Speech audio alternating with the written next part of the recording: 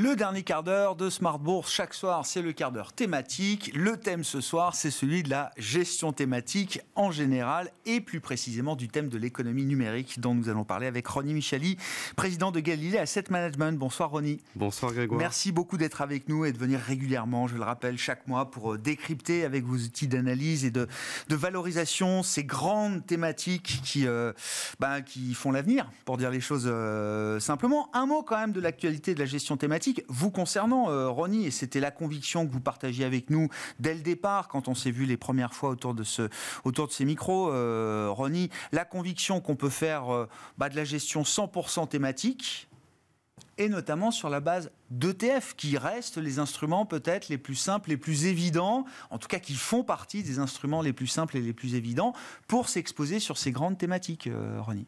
Absolument Grégoire, avec l'essor et la multiplication des ETF thématiques récemment, ces dernières années, on a pensé, nous, depuis le début, de toute façon, qu'on pouvait faire un portefeuille 100% thématique, et maintenant on a la conviction chez Galilée AM qu'on peut faire un portefeuille 100% composé d'ETF thématiques, et dans le cadre de notre partenariat avec BlackRock, on a décidé de créer finalement un portefeuille qui serait 100% avec des ETF iShares, puisque la gamme d'iShares est assez diversifiée pour le faire. Mais il a fallu quand même ce temps pendant lequel la gestion passive a dû s'approprier aussi cette gestion thématique. C'est ça, Ronnie, Absolument. Si on regarde dans nos indicateurs, encore en 2018-2019, toutes les thématiques n'étaient pas couvertes encore par 2 ETF. Eh oui, c'est ça. Donc c'est vrai que maintenant, en plus... Il faut quand même une profondeur de gamme, de marché, de produits, de solutions pour pouvoir mettre en place ces mandats 100% ETF thématiques. Exactement. Si on a juste un seul fonds ou un seul ETF sur une thématique, pas de sens. Il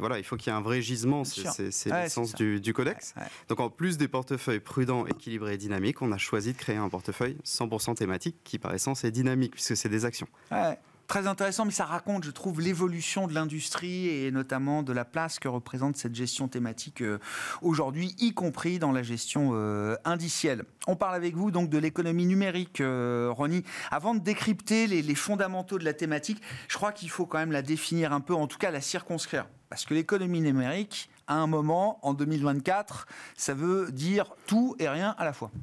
Absolument. Alors, l'économie numérique, à la base, c'est principalement les producteurs de hardware et de software. Et depuis l'émergence d'Internet, finalement, c'est essentiellement maintenant toutes les activités qui trouvent l'origine de leur activité économique sur Internet. Donc, principalement, on va dire maintenant, le e-commerce et les plateformes de réservation. C'est devenu indispensable dans la vie quotidienne. On a toujours, quand on parle de cette thématique, l'exemple de la personne qui achète son billet de métro ou qui recharge son pass avec son application mobile, qui à midi va déjeuner en commandant sur Deliveroo, qui l'après-midi va acheter un cadeau pour papy-mamie sur Amazon, et qui le soir va peut-être pour rentrer chez lui rentrer en Uber et arriver chez lui va regarder une série Netflix. Donc sa vie... C'est bien, on a cité que des boîtes américaines. Voilà, c'est ça. Alors, l'ITG principalement américain. Ça montre déjà un peu où se tournent les enjeux. Exactement. Mais disons que c'est réellement quelque chose qui va prendre une place et qui va rythmer la vie quotidienne de certaines personnes, notamment les urbains. Bon.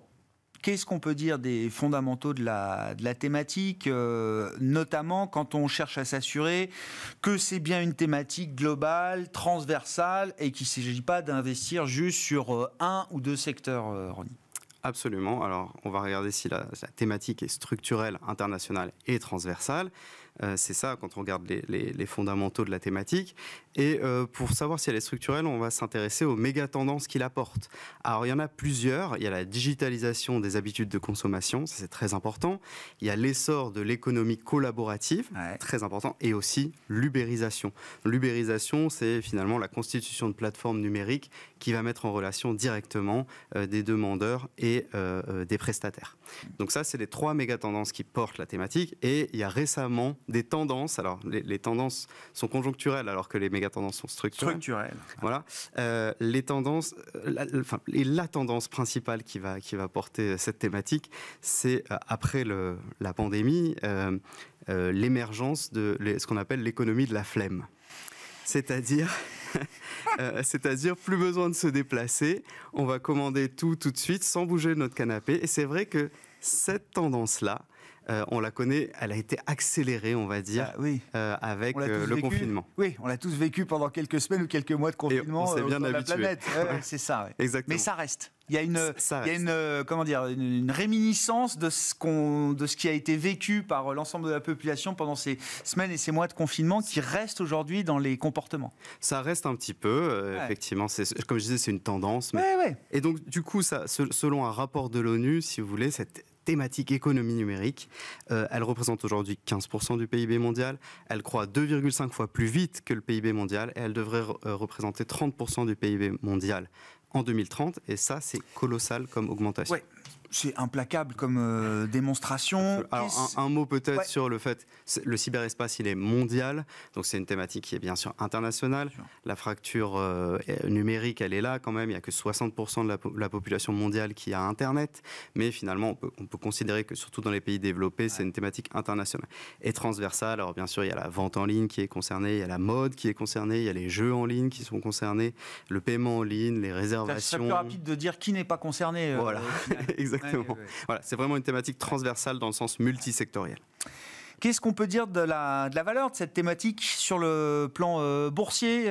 Quelles ont été les performances historiques de la thématique telles que vous la mesurez avec vos outils d'appréciation? Et puis, est-ce que c'est cher aujourd'hui? Alors, les performances ont été ces dernières années un peu mi-figue, mi-raisin. C'est en 2019, donc très bonne performance, plus 29%. 2020, plus 76%, bien sûr, c'est l'année Covid, donc bien sûr, ça en bénéficie. 2021, moins 11%, 2022, moins 36%, donc 2 années compliquées. Et 2023, plus 25%. Donc, on a eu bien sûr des années qui ont été à la fois très bonnes et très mauvaises. En fait, 2021 et 2022, c'est la double peine parce que 2021, on sort progressivement des confinements et 2022, c'est l'année de l'inflation et bien sûr, c'est une thématique qui n'aime pas du tout l'inflation puisque le consommateur ne va pas être content, bien sûr, de voir ses abonnements augmenter ou bien les produits qu'il va commander sur Internet augmenter. Alors, on a un PER de 23 fois les bénéfices aujourd'hui donc, sur le marché. Une volatilité de 23%, ça c'est facile à retenir. Donc, on est structurellement plus élevé que le MSCI en termes de risque. On est structurellement plus cher quand même, mais on pense qu'il y a du potentiel sur cette thématique du fait de la rebaisse de l'inflation et du fait aussi que si on regarde les ratios de dette nette sur EBITDA de ces boîtes, elles ont encore du cash à investir. En plus de ça, on a une croissance du chiffre d'affaires de 12% par an et une croissance des bénéfices par action de 24% par an pour les 3 prochaines années. Donc ça nous donne quand même pas mal de perspectives sur cette thématique. C'est un peu plus cher, mais il y a des raisons pour ça, effectivement, qui l'expliquent. Comment on fait le mapping, effectivement, des forces et des faiblesses de cette thématique aujourd'hui, Ronnie? Alors les forces, bien sûr, la principale force, on va dire, c'est que la croissance de cette thématique est catalysée par l'innovation. Il y a plus de 10%. Si on regarde l'intensité d'innovation, c'est-à-dire la part du chiffre d'affaires réinvesti en R&D, elle est supérieure à 10%, donc c'est énorme. Il y a des thématiques où on est autour de quelques pourcents. Voilà. C'est ça. Donc voilà, peut-être l'exemple qu'on peut donner, c'est les bots que maintenant vous retrouvez sur les sites de commerce en ligne qui vont personnaliser votre parcours d'achat, qui sont des vraies innovations qui vont quasiment maintenant essayer de remplacer un vendeur physique dans un magasin. Et je crois qu'il y a plus de 65% des Français qui nous disent qu'ils sont plus tentés d'acheter lorsque leur expérience client, lorsque le parcours client est personnalisé. Donc ça, c'est vraiment le gros point fort, c'est une croissance qui est catalysée par l'innovation. Bien sûr, on peut regarder aussi les points faibles, parce qu'il faut toujours se remettre en question. Et là, il y en a quand même quelques-uns. C'est un marché, cette thématique est très concurrentielle. Il y a une concurrence qui est très très intensive, qui peut impliquer une pression sur les prix, bien sûr, qui peut impliquer aussi que les technologies obsolètes mettent de côté très rapidement les boîtes qui se font dépasser. Qu'il y a très peu aussi de barrières à l'entrée, enfin dans tout ce qui est plateforme en ligne. Donc voilà, ça c'est un gros point faible. La sécurité des données, les cyberattaques, on en parle très souvent, je ne vais pas forcément revenir. les émissions de gaz à effet de serre, hein, quand vous commandez sur Alibaba, pour citer une boîte qui n'est pas américaine, quand vous commandez, bien sûr, en faisant venir un paquet depuis la Chine, bien sûr, ça augmente les émissions de gaz à effet de serre, sans parler même de Uber ou de Uber Eats, etc.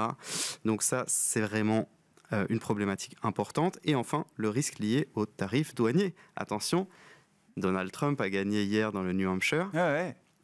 Potentiellement, à partir de novembre prochain. Ces plateformes, c'est du commerce, et donc derrière le commerce, le risque de l'augmentation des droits de douane peut être un frein Exactement, important. Tout à fait. Comment est-ce qu'on investit dans la thématique ? Là aussi, c'est l'exercice à chaque fois avec vous, Ronnie, de pouvoir proposer quand même des solutions et des produits dédiés à cette thématique. Alors, c'est tout à votre honneur, à la fois dans le monde de la gestion passive, mais aussi dans le monde de la gestion active. C'est un peu ça la règle qu'on s'est fixée, Ronnie. Exactement. Il faut qu'il y en ait pour tous les goûts. Et on tient vraiment, on met un point d'honneur à ce que tout le monde y trouve son compte. On essaye de réconcilier ces deux mondes.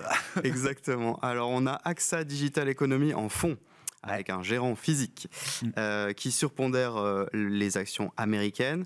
Bonne performance l'année dernière, hein, quand même, plus 32%. Je disais que l'indice de référence qu'on a reconstitué en faisait 25%, donc c'est quand même une bonne performance. Ensuite, chez Thematics AM, on a un fonds sur l'économie de l'abonnement. Attention, il n'y a pas que de l'économie numérique, mais il y a beaucoup d'économie numérique dedans et qui s'appelle Thematic Subscription Economy. Et enfin, puisqu'on parlait de BlackRock tout à l'heure, un ETF de chez iShares qui s'appelle iShares Digitalisation, dans lequel vous retrouvez toutes les actions en vue sur cette thématique. Mercado Libre, Shopify, Amazon, Netflix sont dans les premières actions qui sont dans cet ETF, et je pense qu'ils représentent bien la thématique, en tout cas l'univers, de manière efficiente. Merci beaucoup, Ronnie. Merci pour votre éclairage et l'analyse de cette thématique de l'économie numérique, ses forces, ses faiblesses, est-ce que c'est cher et comment y investir. Ronnie Michali avec nous régulièrement, chaque mois quasiment, pour décrypter ces grandes tendances, ces méga-trends structurels et la manière d'y investir sur le plan boursier. Président de Galilée Asset Management, qui était l'invité de ce quart d'heure thématique de Smart Bourse ce soir.